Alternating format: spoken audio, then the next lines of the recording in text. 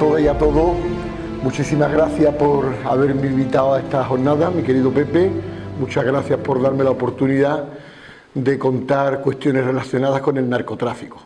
Como bien ha dicho Pepe, yo soy el presidente de la Federación de Coordinadoras contra las Drogas del Campo de Gibraltar, una asociación que fundó Pepe allí por el año 88-89, y una vez que él fue elegido defensor del pueblo, pues yo continué con el trabajo que él había iniciado allí. Además soy el presidente de la Fundación Márgenes y Vínculos, que es una fundación que está en toda Andalucía, que trabaja con la protección de los derechos de los menores, y además, bueno, pues soy el presidente de la Federación Provincial también, Nexo, soy vicepresidente de la Andaluza.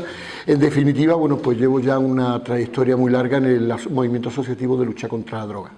Como todos habéis visto y estáis viendo a lo largo de los últimos tiempos, el campo de Gibraltar está casi en todos los medios de comunicación, no solamente nacional, sino a nivel internacional. Estamos en todos los periódicos del mundo, en todas las televisiones del mundo, por la situación que se ha generado en el campo de Gibraltar relacionada con el narcotráfico.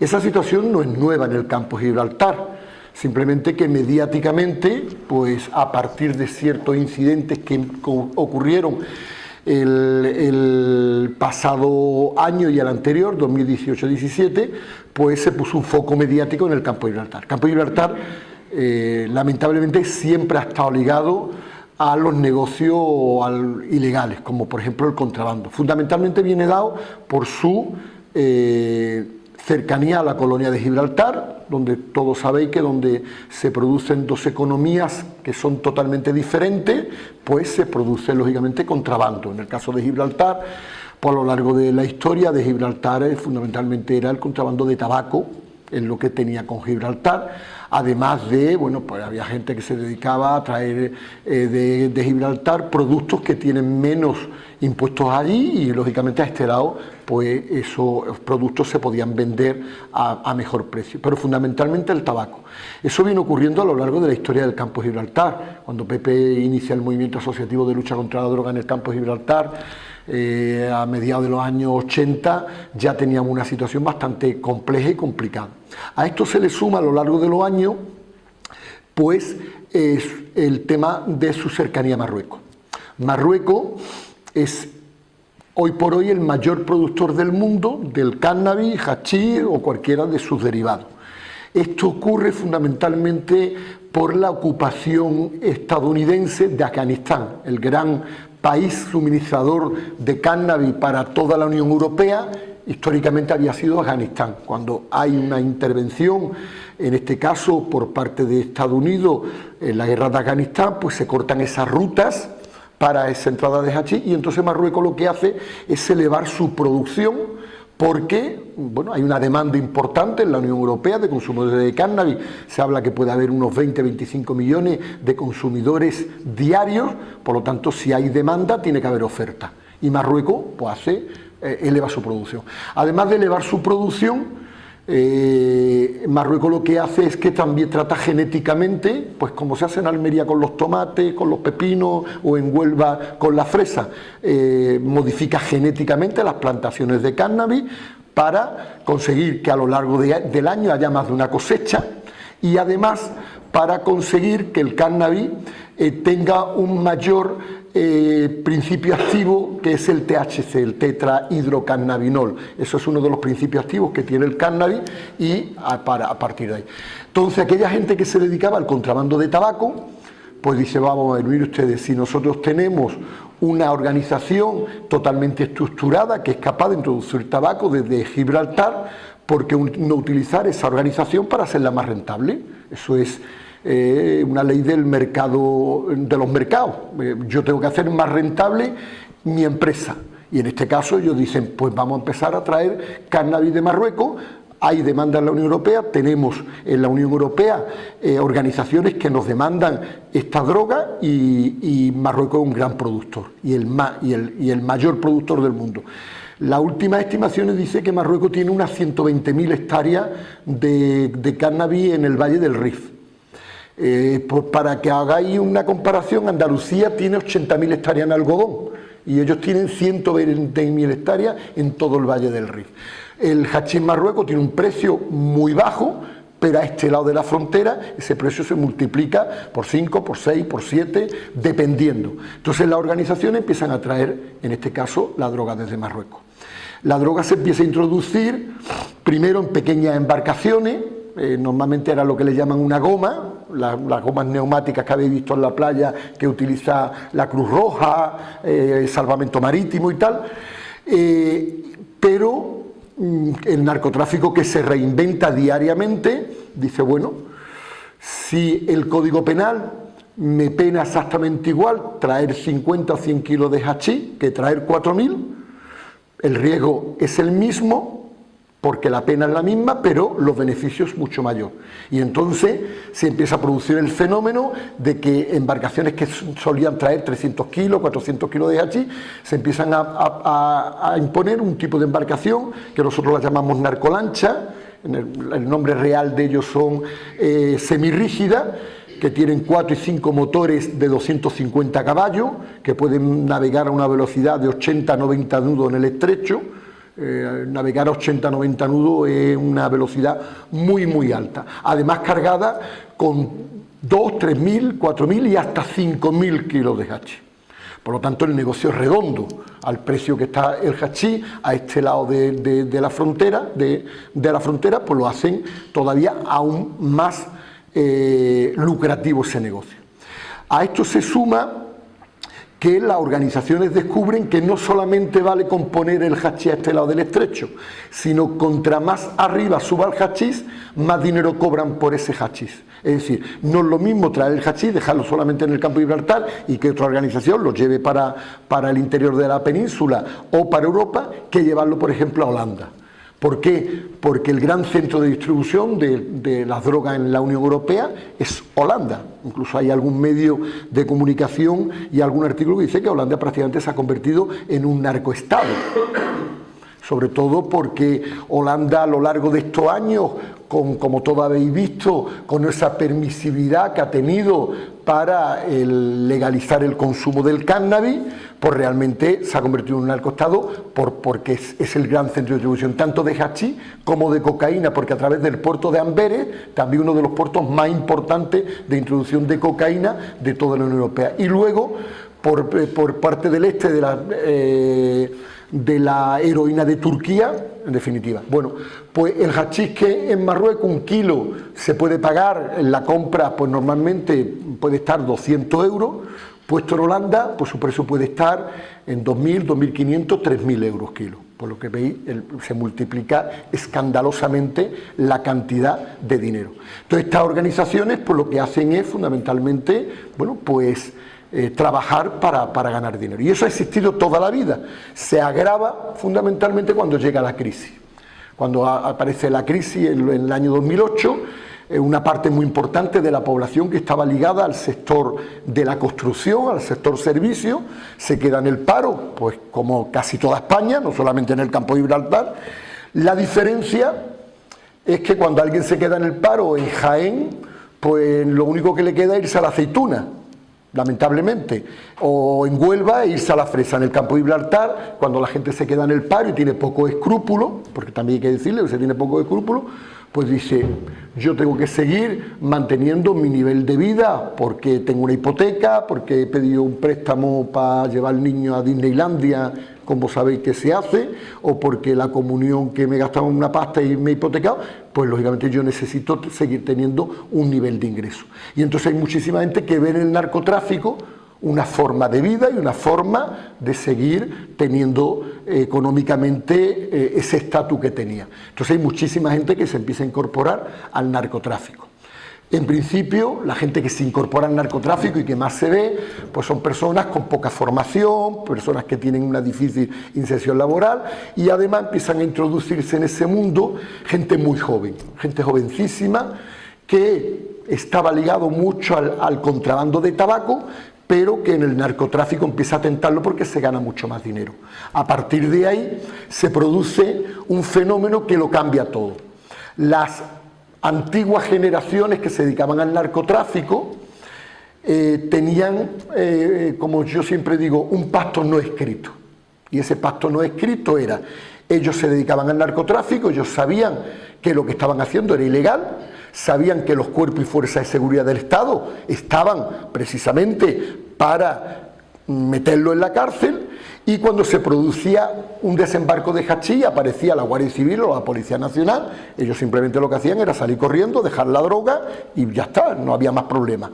Y el Guardia Civil o el policía pues no sacaba una pistola, ni se liaba a tiro, ni nada. Había una regla no escrita que era un respeto por parte de la gente que toda la vida había estado en este mundo sobre el principio de autoridad que tienen los cuerpos y fuerzas de seguridad del Estado. Eso cambia radicalmente a partir del año 2014-2015, cuando entran en ese mundo gente mucho más joven, con mucho menos sentido común, con mucho más descaro, y entonces se empiezan a enfrentar a los cuerpos y fuerzas de seguridad del Estado. Es decir, cuando intentan abortar un alijo de hachís, en vez de salir corriendo, se empiezan a enfrentar. Además, saliendo en masa de ciertas barriadas para defender, porque lo que estaban defendiendo es una parte o la parte más importante de su economía.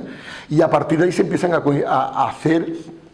empiezan a ocurrir sucesos muy graves, ¿no? Agresiones hacia los agentes de la Guardia Civil, agresión hacia la Policía Nacional, embestida con los coches hacia los vehículos policiales, que, bueno, pues mirad, aquí tenéis una foto de las embestidas que se hacen. Es decir, cuando antes huía alguien con un vehículo, pues salía huyendo y abandonaba el vehículo. Ahora no, ahora si la policía se pone por medio, pues lo que hacen es embestir el coche policial sin importarle si mata al policía o no lo mata. Eso empieza a ocurrir, como decía, en el año 2014-2015.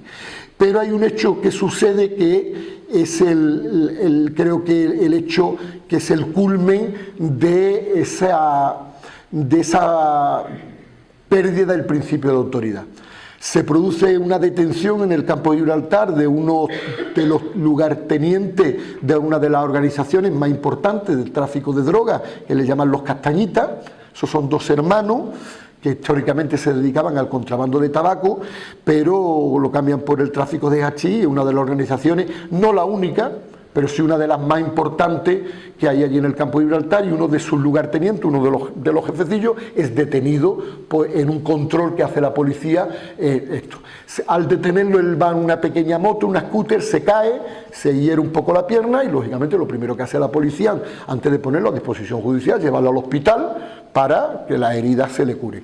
Pues estando en el hospital con el detenido, aparece una furgoneta con unos 12-15 personas encapuchadas, entran al hospital, a la urgencia, y se lo llevan del arresto que tienen los policías.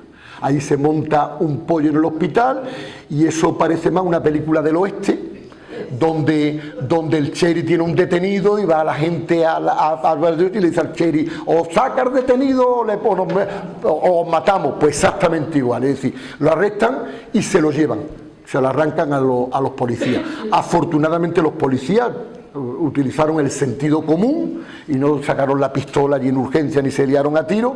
Bueno, pues aquello ya fue un escándalo, un tío arrestado que está allí, se lo llevan. Esto es, bueno, ni en las películas, ni en la película El Niño, ni en la serie Narco. Esto es surrealista. A partir de ahí hay una escala de violencia importantísima por parte de la gente del narcotráfico.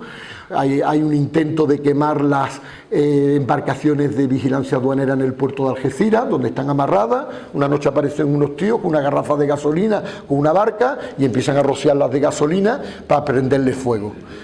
Eso es una tras otra. Los guardias civiles, cuando están de paisanos por la calle y son reconocidos, los agreden en la misma calle. Cuando van a comprar un supermercado con la familia, empiezan a insultarlo. Total, esto es un escándalo lo que empieza a ocurrir en el campo de Gibraltar, y lógicamente nosotros desde el movimiento asociativo llevábamos ya muchísimo tiempo denunciando qué es lo que estaba ocurriendo.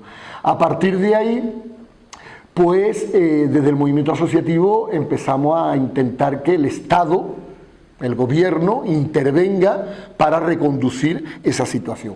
Una situación muy compleja porque además el dinero que se gana en el narcotráfico es mucho. La gente gana muchísimo dinero en el narcotráfico, tanto de los pequeños últimos eslabones hasta el cabecilla. Para poneros ejemplos de cifras, Un niño, un adolescente con 14, 15 años, con una scooter, una motito, por vigilar a la Guardia Civil o a la Policía Nacional, eso le llaman un punto, un aguao, puede cobrar en una noche 600 euros. En una noche. Y no está haciendo nada ilegal. Simplemente él vigila dónde está la Guardia Civil, dónde está el Policía Nacional, para saber por dónde pueden desembarcar la droga. Eso es un niño de 14, 15, 16 años. Luego, la gente que está descargando la droga en la playa, los fardos de hachís, por una descarga en una playa, puede ganar entre 2 y 3.000 euros. Porque además la descarga hay que hacerla muy rápido para, lógicamente, cargar el vehículo donde se va a llevar la droga. Aquí veis un vehículo, voy a enseñar una fotito, normalmente son todoterreno, que le quitan los asientos, que son robados. Os aconsejo que no os compréis un Toyota Land Cruiser, que son los que mejor se pagan en el mercado para la droga. Se pagan 6.000 euros por los Toyota Land Cruiser robados. En la organización, el eslabón siguiente es aquel que lleva el coche, conduce el coche con la droga. ¿Y los que llevan la lancha? Ese te lo voy a dejar para después, el último. Después en ese eslabón está la gente que conduce ese vehículo, que normalmente lleva un vehículo por delante, una lanzadera, y otro por detrás. La misión que tienen los dos vehículos que lo escoltan, tanto por delante como por detrás, es simplemente que si hay un control de la Guardia Civil, avisar para intentar cambiar la ruta, y si eso no es posible, embestir a la Guardia Civil o a la Policía Nacional, que es la foto que os he enseñado. El que lleva el vehículo pues gana por ese transporte unos 12.000 euros. Y tú en el ayuntamiento. Estás equivocado. Cobra normalmente 12.000 euros por llevar la droga, normalmente a lo que le llaman una guardería. Las guarderías son un lugar donde la droga se va almacenando para luego iniciar la ruta de subida. Pues a lo mejor la droga, ese cargamento va para Sevilla, va para Madrid, va para Barcelona, o va para Francia, para Italia, para la Honda. Pero hay una parada intermedia que se llama una guardería. Las guarderías normalmente están dentro, en el interior. Las guarderías no necesariamente tienen que estar en el campo de Gibraltar, por aquí por Ronda también hay algunas, no penséis que por aquí no. Manilva, Sabinilla, Marbella, Medina Sidonia, Alcalá, y ya está. Que la guardería lo que hace es esperar el momento propicio para subir la droga hacia el país o hacia el lugar donde se ha hecho la compra. Bien, los que van de escolta, esos cobran 6.000 euros por hacer la escolta. Y luego, que ya me preguntaba, por el lanchero. El lanchero es el conductor de la lancha. Ese es el que gana más, además, independientemente del dueño de la organización. Un lanchero bueno puede ganar por un transporte de hachís desde Marruecos al campo de Gibraltar entre 30 y 50.000 euros por llevar un transporte. Teniendo en cuenta que atravesar el estrecho con una narcolancha se puede tardar unos 15-20 minutos, no tarda más, porque las narcolanchas tienen un potencial enorme. Entonces, por eso puede ganar entre 30 y 50.000 euros. Depende de la habilidad que tenga el lanchero. Y la habilidad que tenga el lanchero estriba solamente en una cuestión: lo valiente y lo atrevido que sea el lanchero. Es decir, ¿a qué se le paga al lanchero? Pues al lanchero se le paga que cuando viene la embarcación de vigilancia aduanera de la Guardia Civil o el helicóptero para intentar apresarlo, si el lanchero es poco valiente, lo que hace es tirar rápidamente la droga, porque la droga se la tiran para que si lo apresen no puedan demostrarle que llevaba droga. Se va al mar y si no hay mercancía, el delito no es lo mismo. Pues el lanchero que se paga bien es que, viendo que hay una persecución, es capaz de o girar y volverse para Marruecos, que en muchísimos casos lo que hacen, giran y se vuelven para Marruecos, o bien incluso es capaz de entrar y descargar la droga a pesar de la persecución. Además, la droga durante muchísimo tiempo en el campo de Gibraltar se estaba haciendo en un río que se llama el río Guadarranque. Eso es un río que no tiene ya agua porque en su cabecera hay un pantano, pero la marea entra, ¿sabéis? La marea sube por el río y el río es navegable como 8 o 10 kilómetros hacia el interior. Entonces, en ese río se instalan históricamente tenía unos embarcaderos, viviendas que dan a la trasera del río, tenían unos embarcaderos, y el narcotráfico lo que hace es comprar o alquilar todos esos tipos de viviendas, porque la lancha entra con la droga hasta dentro de la casa. Tal era la imposibilidad por parte del Ministerio del Interior de poder controlar el río, por una sencilla razón, porque una narcolancha no tiene quilla, es plana, por lo tanto con muy poca agua sube el río, mientras que las embarcaciones de vigilancia aduanera de la Guardia Civil tienen quilla y no pueden entrar, y perseguirlos por los laterales del río era complicado. Bueno, pues llegó a tal imposibilidad que la única solución que se le pudo dar al río pues fue vallarlo. No había otra posibilidad, lo tuvieron que vallar. Por lo tanto, yo creo que tenemos el único río en España que está vallado. Como veis, el río divide los términos municipales de Los Barrios y de San Roque, se llama el río Guadarrama. De todas maneras, con el río vallado y todo, si os fijáis en la foto, los que la podáis ver, aquí en medio veis que hay una barra quitada. Bueno, pues el río ese la han saboteado en 4 ocasiones, han ido de noche, han cortado la barra y han seguido metiendo las lanchas. 4 veces. Desde que está esta valla instalada, que esta valla instalada lleva aproximadamente unos 3 años. Así que fijaros lo que hay. Bien, esto con ese dinero que se gana en el mercado, tú que le explicas que se venga a trabajar de camarero a un bar, o que se venga a trabajar a la construcción, cuando se gana dinero fácil y rápido, pues lógicamente te acostumbras a ese dinero fácil y rápido. Con todo y con esto, y a pesar de las cantidades que se pagan, el jefe de la organización es el que más dinero gana. Y además cambia el modelo, a diferencia de cuando se daba hace 20 años. ¿Y el modelo por qué cambia? Pues muy fácil. Hace 20 años o 30 años, cuando alguien se dedicaba y montaba una organización en el narcotráfico, él tenía que ir a Marruecos y pagar la droga en origen. Si esa droga se perdía en el camino, la inversión que había hecho la perdía. Por lo tanto, si en las primeras operaciones que hacía tenía la mala suerte que le pillaban 2, pues el tío no tenía capacidad económica para pagar la droga y para comprar más. Bien, eso cambia sustancialmente por una sencilla razón. El productor marroquí, que es el dueño de la materia prima, dice, yo estoy haciendo el lila. Es decir, la droga es mía, yo la produzco y los que ganan dinero son ellos. Bueno, ¿por qué no voy a ganar yo el dinero? Por lo tanto, voy a controlar todo el mercado desde que yo produzco la droga hasta que llega a Holanda. Por lo tanto, el productor marroquí o las mafias marroquíes lo que hacen ya es decir, si la droga es mía y la tengo que poner en Holanda, yo lo que voy a hacer es subcontratar a gente que me la lleve y le pago por esa subcontrata. Pero el valor añadido del precio lo gano yo. Por lo tanto, los marroquíes lo que hacen es, a partir de ese momento, lo que hacen es subcontratar a las organizaciones del campo Gibraltar. Y además la subcontratan muy fácilmente. Pago por kilo pasado. Eso tiene una ventaja para que subcontrata, que si la droga se pierde, no pierde la inversión, pierde el trabajo. Pero la inversión no. Pierde el trabajo, oiga, ha salido mal, he perdido esta noche mi trabajo, pero no he perdido la inversión. Y ese modelo es el que se instala, ¿vale? Y empiezan las organizaciones del campo de Gibraltar a aceptar ese modelo, que a los marroquíes también les interesan. ¿Por qué? Porque ellos controlan muy bien todo el tema del hachís dentro de Marruecos, pero fuera de Marruecos no. Por lo tanto, dicen, yo necesito tener organizaciones que me controlen esto, que yo me pueda fiar de ellas y que la droga me la lleve. Entonces los marroquíes, cuando cargan una embarcación, ponen lo que le llaman un notario en la embarcación. El notario es alguien de su confianza que lo único que hace es dar fe de que la droga ha llegado a su destino. O si la droga ha habido que tirarla en el camino, él da fe de que, mire usted, la droga ha habido que tirarla. ¿Por qué ponen el notario? Porque a veces lo engañaban. Es decir, le decían, la droga la hemos tenido que tirar, y no la tiraban, se la quedaban. Entonces dice, yo pongo a mi notario que va en la embarcación y el notario me dirá si la droga la han tenido que tirar o no la han tenido que tirar.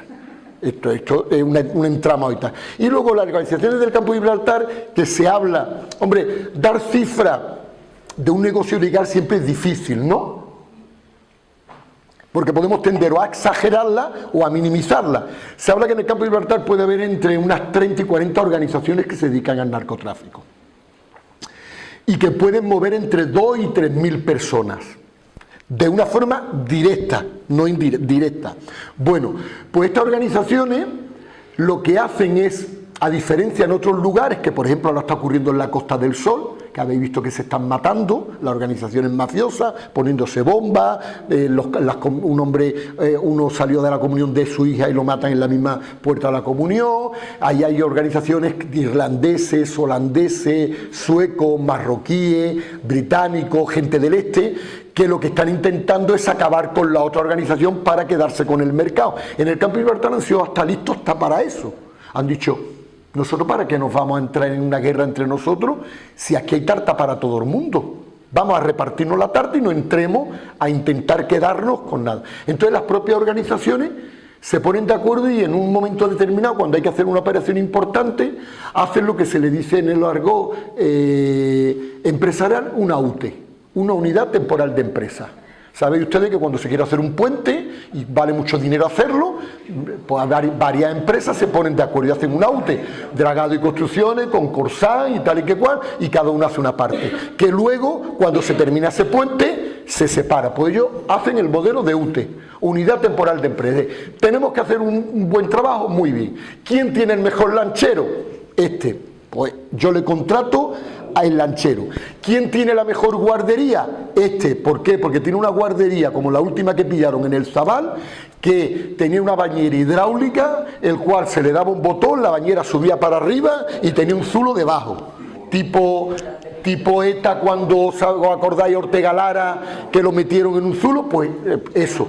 ¿Quién tiene la mejor organización de transporte? Esto, se pone de acuerdo. Incluso hay una organización que lo único que se dedica es a controlar a los cuerpos y fuerzas de seguridad del Estado. Tenía un radar montado en la playa de la Tunara, en una casa que está en primera línea de playa, y tiene una cúpula, y allí habían montado un radar. Por lo tanto, sabían en cada momento dónde estaba el helicóptero, dónde estaban las lanchas, todo lo tenían controlado. Bueno, pues yo quiero contratar a esta organización para este trabajo porque me da garantía, porque tiene un nivel de sofisticado de organización. Por lo tanto, hay una estructura mercantil pura y dura, y además colaborativa y organizada totalmente. Bien, eso, pues lógicamente lo que hace es que hay ciertas partes del campo de Gibraltar que se convierten en lo que llamo territorio comanche, donde hay una parte muy importante de la gente que vive directamente del narcotráfico, pero también hay una parte muy importante de la sociedad que vive indirectamente del narcotráfico, porque el narcotráfico mete dinero en el mercado legal. Cuando alguien tiene 500 pavos en el bolsillo, pues compran las tiendas y tal. Y luego el narcotraficante en estos barrios pobres aparecen como personas benefactoras. Tú tienes un problema y tal y que cual, ¿qué necesitas? 1.000 euros. 1.000 euros, ya me los pagará cuando pueda. Al final acaba pagándolo, no en dinero, pero sí en favores. Entonces se crean una estructura directa o indirecta de gente que favorece el narcotráfico. A esto no nos ha ayudado tampoco nada la banalización que a lo largo de los últimos años se viene dando con el consumo del cannabis. ¿Por qué? Porque cuando tú le quitas percepción del riesgo a una sustancia, la sociedad empieza a entender que tampoco es tan malo. Entonces, cuando la gente se dedica al hachís, la justificación, en muchísimos casos, de la propia gente que está en el narcotráfico. Si esto se lo están dando a los enfermos de cáncer, si lo van a legalizar, si esto tal y que cual. Entonces tú banalizas y la sociedad misma acepta que tampoco es tan grave dedicarse al tráfico de hachís. Entonces se empieza a corromper toda la sociedad. Esa corrupción empieza a darse, pues que se empieza a magnificar la figura del narcotraficante y a idealizarlo. Camisetas que se hacen en la línea y que la gente la lleva. La Tunara es la barriada más famosa de la línea que está afectada por el narcotráfico. Y la gente con una embarcación de una narcolancha detrás diciendo orgullo linense. Orgullo linense, ¿eh? No penséis que, vamos a ver, que es que este tío es muy malo. No, orgullo linense. Vayan ustedes observando. Ni la logopédica, ¿vale? Bien, igual que esa, pues la gente se hace tatuaje. Antes se ponía amor de madre o se ponía la cara de la mujer y ahora se tatúan el helicóptero de la policía en los brazos. Ahora que lo enseñe, este es un brazo estirado y la gente ve el helicóptero de la policía, la narcolancha, todo, y se lo tatúa y lo lleva a mucha honra. Vale. Y ya lo más grave de todo, desde mi punto de vista, es que eso se empieza a transmitir a las generaciones más jóvenes. Es decir, nos dedicamos a esto, lo hacemos con orgullo y además yo quiero que esto perviva en las diferentes generaciones de mis hijos y de mis nietos. Y entonces en los cumpleaños en la línea, las tartas de los niños no tiene al Pato Donald ni a los Teletubbies, sino esto es la tarta de un cumpleaños de un niño en la línea. Feliz cumpleaños, Puerto de la Tunara, una embarcación de narcotráfico, el hachís, de esto de la Guardia Civil, para que el niño... Esto es la tarta de cumpleaños. Entonces se crea una cultura hacia el narcotráfico. Además con total descaro y además pues normalizando el narcotráfico totalmente. Mire usted, nosotros nos dedicamos a esto y además hacemos tentación, porque además el caso del narcotráfico es muy curioso, porque el narcotraficante además tiene que ostentar que es narcotraficante. ¿Por qué esa ostentación? Porque de esa manera él prueba o demuestra que siendo una persona pobre que ha nacido en la pobreza, en la exclusión social, ha triunfado en la vida y tiene que demostrarlo. La gente cuando triunfa en la vida, porque nace en una familia pobre y triunfa gracias al trabajo honrado, triunfa gracias a que ha hecho un esfuerzo enorme por tener una carrera universitaria y luego un médico, pues ellos lo que hacen es lo mismo, ostentarlo. Con coches grandes, con mansiones grandes, muy horteras por cierto, porque lógicamente el dinero no da el gusto. Eso es así y ya está. Pero bueno, con todo esto, para que esto funcione, lógicamente tiene que haber muchos más actores implicados, lógicamente. Sobre todo porque estamos hablando que los datos que hay, como digo entre comillas, dicen que el narcotráfico mueve en el campo de Gibraltar al año unos 300 millones de euros. ¿Qué ocurre? Que cuando se mueve tanto dinero, el dinero luego también hay que blanquearlo. El dinero, cuando viene del narcotráfico y tú lo tienes en bolsas de basura o debajo de la cama, tú tienes que blanquear ese dinero. Ese dinero lo tienes que meter en el circuito legal y es, pues tengo que hacer inversiones inmobiliarias, tengo que comprar el restaurante, tengo que montar videoclub, en definitiva, y eso. Para eso también se necesitan otra serie de actores que no son los que salen en la tele, que no son los 4 niñatos descerebrados que hay por ahí, sino es gente ya de otro nivel. ¿Y qué está ocurriendo? Que a partir, y ya voy terminando, a partir de la llegada del ministro Marlaska, hay un cambio sustancial en la lucha contra el narcotráfico. Hasta entonces había una negación por parte del Estado. Es decir, yo me reunía con el ministro Zoido una pila de veces, claro, cuando uno descubre que tenía un grifo de cerveza en su casa en el despacho, pues dice tú, este era el nivel. Bueno, el ministro Zoido teníamos muchas reuniones que no nos llevaban a ningún lado, por una sencilla razón, porque no reconocía que había un problema, siempre era, esto es un hecho puntual. Entonces, cuando tú no reconoces que hay un problema, pues lógicamente no le buscas solución. Por lo tanto, todo se parcheaba. Era cuando había un pico que era un escándalo a nivel mediático, se mandaban un equipo de la Guardia Civil, de los GRS, de los GAR y tal y que cual, pero en el momento que aquello aflojaba un poquillo, lo quitaban de en medio. O en el momento que había, pues por poner un ejemplo, la Semana Santa, se los llevaban porque tenían que cubrir las grandes urbes, todo el tema este. Bien, entonces ahí no se estaba trabajando como nosotros entendíamos que trabajar. Eso cambia afortunadamente con este ministro, con Marlaska, que todo hay que decirlo, y este hombre, pues en la primera reunión que tuvimos con él, estuvo Pepe en aquella reunión, entendió perfectamente lo que era el narcotráfico y cómo teníamos que actuar. Además, nosotros le dimos nuestras prioridades y él dijo, coincido totalmente con lo que está diciendo. Primero, recobrar el principio de autoridad. Segundo, acabar con la impunidad. Tercero, hacer investigaciones en profundidad para ver dónde está el entramado del narcotráfico. Porque si queremos acabar de verdad con el narcotráfico, tenemos que cortar las vías de financiación y las vías de blanqueo de capitales. Porque de nada sirve coger a un chaval en la playa con 20 o 25 años, porque ese eslabón está inmediatamente repuesto, porque hay muchísima gente que está dispuesta. Y ese eslabón, además, entra en prisión y no pía. Pero no pensemos que no pía, porque todo el mundo idealizamos mucho esto y dice, es que no hablan, los vayan a matar. No pía por una cuestión meramente económica. Él sabe que si es detenido y él se come en el marrón, como se le dice en el argot, que mientras que esté en prisión no va a tener ningún problema porque va a tener todos los beneficios que le pueda dar la organización para estar en prisión. Como decía, se empiezan cuando llegamos a este acuerdo con Marlaska, se incrementan todos los medios de lucha contra el narcotráfico en el campo de Gibraltar. Además lo hace vía decreto. ¿Y cómo lo hace? Dice, como no tengo policía y guardia civil hasta que no salgan las nuevas promociones, si yo quiero completar las plantillas en el campo de Gibraltar, lo que hago es pagar comisiones de servicio. Y le digo a los policías de España y la Guardia Civil que el que quiera venirse al campo de Gibraltar se viene y además va a ganar más dinero. Y entonces, lógicamente, la gente viene y se monta lo que se llaman el Greco, de la Policía Nacional, se montan las unidades de la UDICO y en los últimos días hemos inaugurado la ORGA, la Oficina de Recaudación de Activos Financieros del Narcotráfico,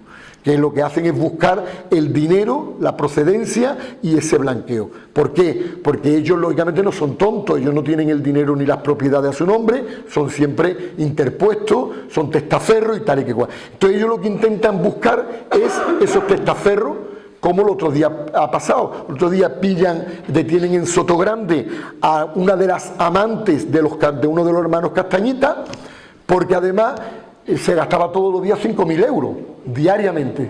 Entonces, 5.000 euros. Entonces le empiezan a hacer un seguimiento y dicen, bueno, esta mujer ¿dónde saca? Interviene en la casa y cuando termina en la casa descubren 2 vehículos enormes, joyas valoradas entre 80 y 100.000 euros y una cantidad muy importante. Entonces ellos dicen, muy bien, entonces la policía, la Guardia Civil y Vigilancia Aduanera lo que está intentando es, como estamos en un Estado de Derecho, demostrar, y tiene que demostrar que ese dinero ella lo tiene de una forma ilícita, y por ahí ya está.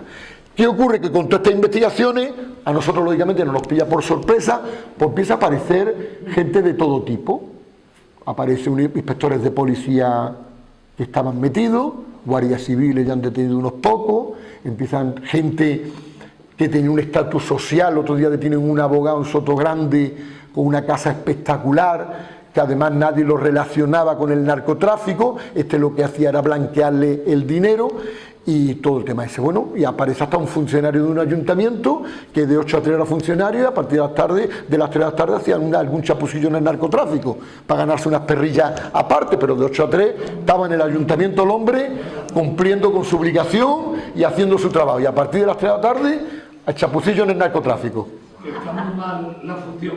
Efectivamente. Por lo tanto, y si seguimos a este nivel, yo estoy seguro que van a aparecer gente de todo tipo, desde gente relacionada con la banca, gente relacionada con las notarías, con el registro de la propiedad y todo, porque ese volumen de dinero que movía el narcotráfico no podía ser lavado por gente que no tiene nivel para hacerlo. Tiene que haber una gente por encima que sea capaz de tener un nivel de ingeniería financiera para ser capaz de lavar ese dinero. Y ya está, sociedades interpuestas, sociedades opacas, se crean sociedades en Gibraltar. Yo no sé si sabéis ustedes, ¿sabían el pueblo que más toca los cupones de los ciegos iguales en España? En La Línea. En La Línea, en el pueblo que más cupones tocan en España. Porque a través de los cupones de los ciegos se blanquea el dinero. Es decir, yo personalmente, hace ya muchísimos años, me tocó una participación de lotería. La línea tocó un primer premio y yo llevaba una participación de lotería de estas que sacan las parroquias.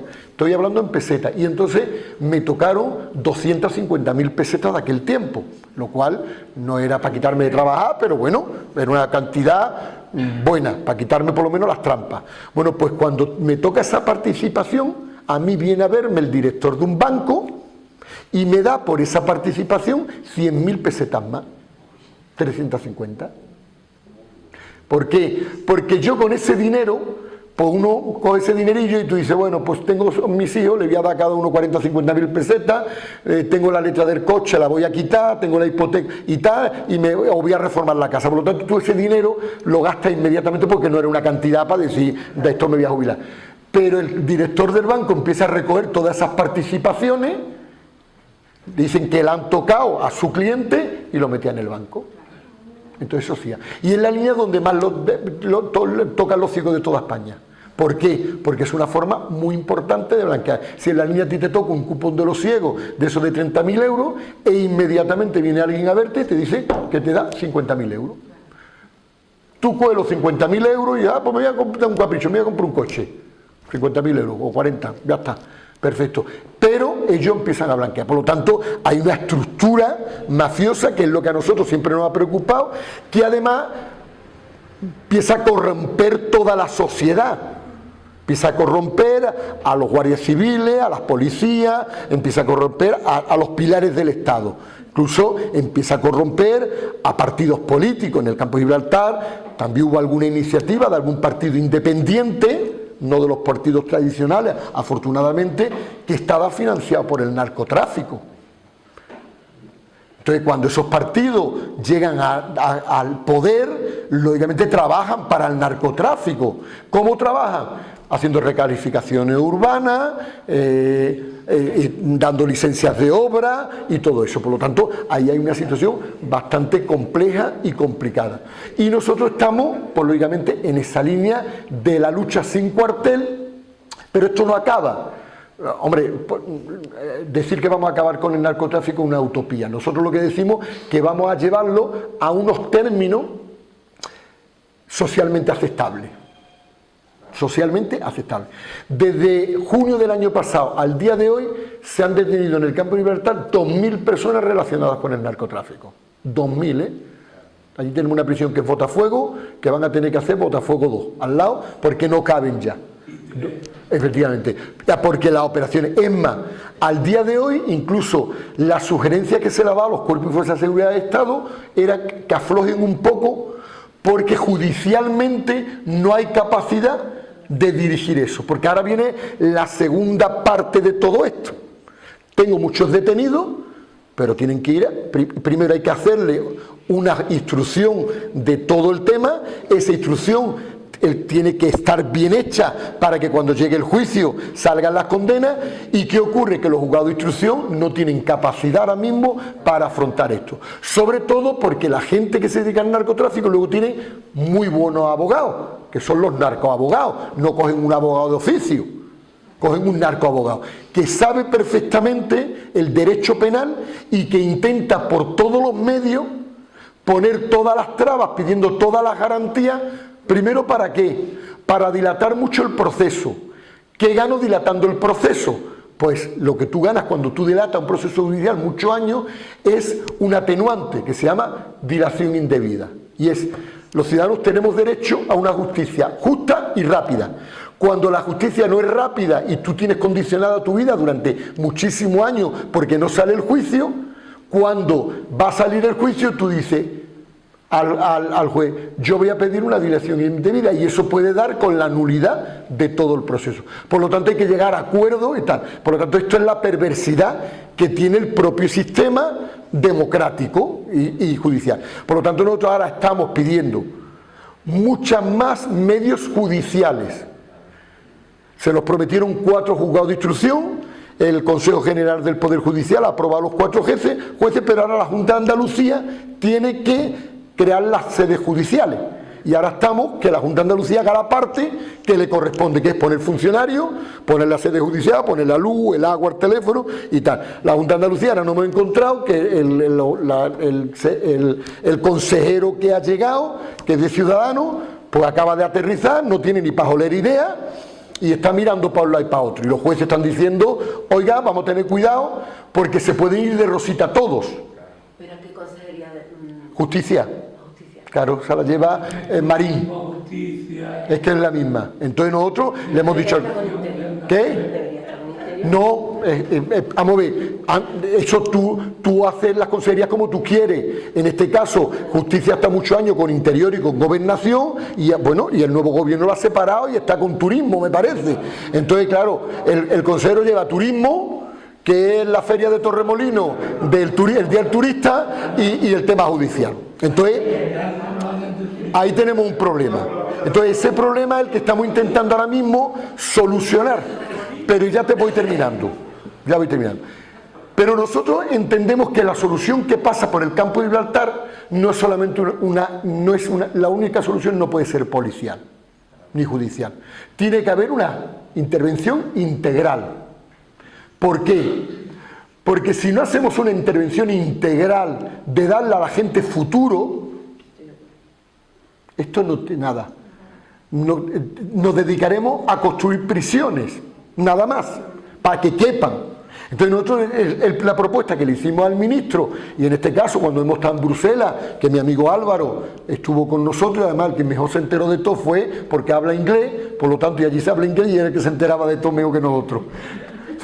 Él luego nos contaba lo que quería. Nosotros planteamos, señores, vamos a hacer una inversión integral en el campo de Gibraltar para evitar que la gente tenga como justificación que no tenga otra oportunidad. Vamos a darle oportunidad a la gente para que no entren en el narcotráfico, porque una vez que están dentro del narcotráfico, de ahí ya no sale nadie.